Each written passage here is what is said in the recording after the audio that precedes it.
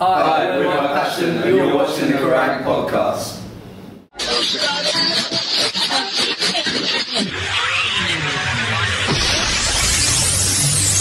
Hi, I'm John, I play guitar.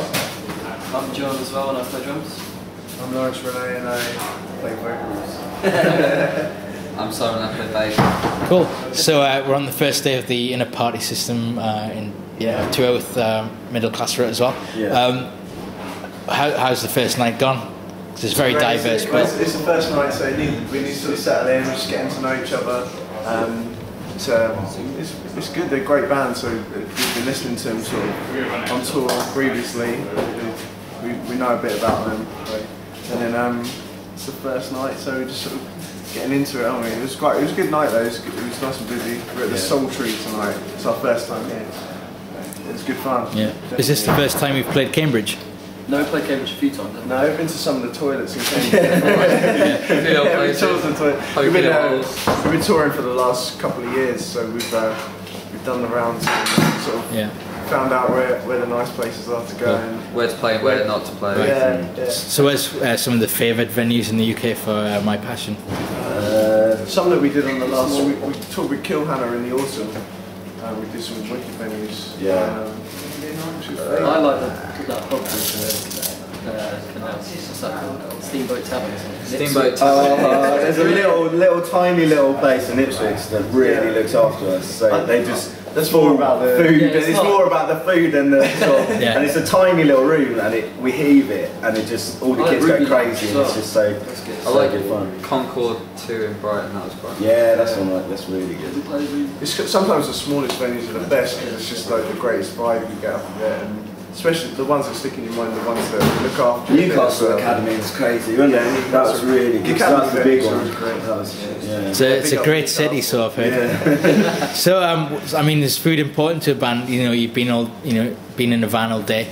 Does it make all the difference to the actual show when you've got a belly full of good stuff? Definitely, definitely. It's hard though. You can eat too much before. It's like because we go quite crazy, don't we? So it's a bit like eating too much before you do some sport or something. You have to leave it half an hour. You can be a bit like, oh. It's alright, they're ready. Yeah. I mean, have you become adept at kind of creating your own menus from petrol station fridges? It gets that way. The weird. It's not really gourmet. I wouldn't call it gourmet. It's got noodles. Yeah. We're lucky if we get a sandwich. It's weird, isn't it? Because when we do tours in like Europe, we just came off tour with Killhanna a little while ago, and we did all of Europe and everything, and they treat you so good. At all the venues, you've got massive menus of all this food. Yeah, we're like 3 times the size. We're not like food obsession. Yeah. So, and then you come back to England and you play like a massive academy. Like where was the big massive academy? Birmingham we did. Birmingham, and it was huge, and we got a packet of crisps. What flavour? I don't know, what was it? Prawn cocktails. The worst. Cool. So you're going to release a single called Thanks for Nothing in February. Yeah. Could you tell us the story behind the song? It's quite an angsty number. It's about the sort of the things you love to hate. The sort of the things you hate, but you somehow still love. So it's quite punky, but it's still got a lot of sort of the electronics that we do in there as well. It's one of our heaviest songs, isn't it? Like, I think it's because it's so angsty and it's so driven by how we feel and what we've done. It's very heavy.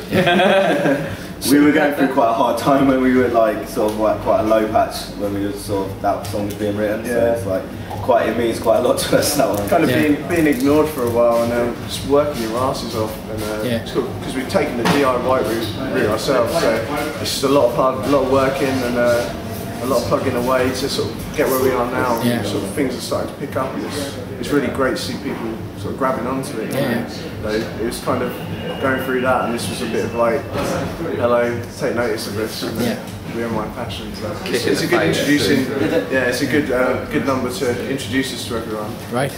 I mean, what's kept you going for the last couple of years? You know, when there's been like, say, a lack of gigs on the horizon. We've always solidly gigged. I mean, we had before this gig, we had a few weeks off because we had to for doing PR and everything.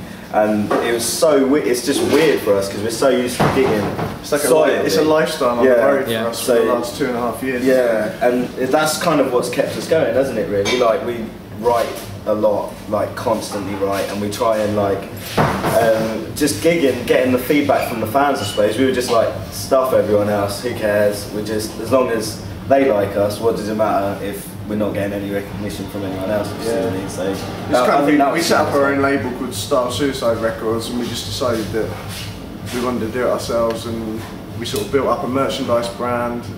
It was all kind of from home, just going out to see people, and just, you know, some gigs were crap and there would be no one there, but other gigs sort of really picked up, and we went back to all these weird little places in the corner of, you know, the country, down to Devon, right up to Scotland, just working really hard, and people started picking up on it, and now it's sort of, there's a few fanatical ones out there, and I suppose the sort of the feedback we've had from them has just sort of kept us going.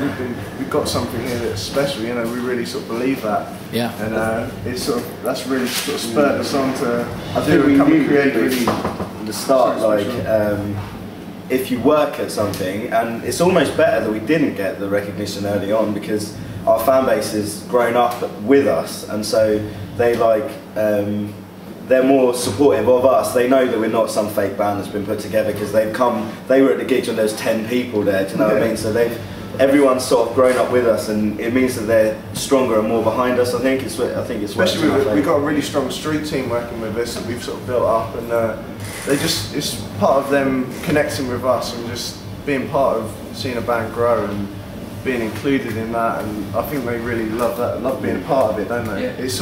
It's more than just a band playing live. It's kind of, they just sort of devote their lives a lot of time. Yeah, it is like a cult, really. That's cool. Yeah. So Corporate Flesh Party is the debut album. It's coming out in May. Yeah. The title itself sounds really interesting. Is it a kind of a comment on sort of the industry as it is now, or? I think it's just our take on what's happened to us, really, because we've worked so hard for where we've got. We've been playing music for so long, but as My Passion, we've been going for about 3 years now, and we've literally just worked our asses off, like, and so it's sort of a culmination of how we felt over the past, you know, when you're slogging away and no one cares. It's quite a punk sort of take on things, isn't it? It's sort of, the images we have is sort of us lying on a boardroom table with people, these big fat large men in business suits eating parts of our bodies and stuff. So yeah, cool. Yeah. It's quite angsty. It warps our minds. It's cool. So what advice would you give to any band starting out now who just want to skip all the, you know, the heartbreak of chasing the big deal and just want to get on and make music? Do it. Just give up on it. Don't give up on the record companies. It's just, as long as you're working hard and you believe in what you do, then other people will eventually. You just, like, as long as you're slogging and you work hard, as long as you gig in as much as you can, you get into as many people as you can, then don't wait for people to come to you. Make it. You've got to go out there and grab it. It's just sort of having the drive. If you want to get on TV, then or whatever, you make that happen. Don't wait for someone to come and get you on there. Because they want to help. Because our attitude has always been, we'll be successful at whatever level our music allows us to be successful, but we will have that success that, you know, this is what we're meant to do, and that we'll go out and grab it, you know, and work hard for it. So we're not waiting around for anyone. As long as the fans like it, who cares what anyone else thinks? You know what I mean?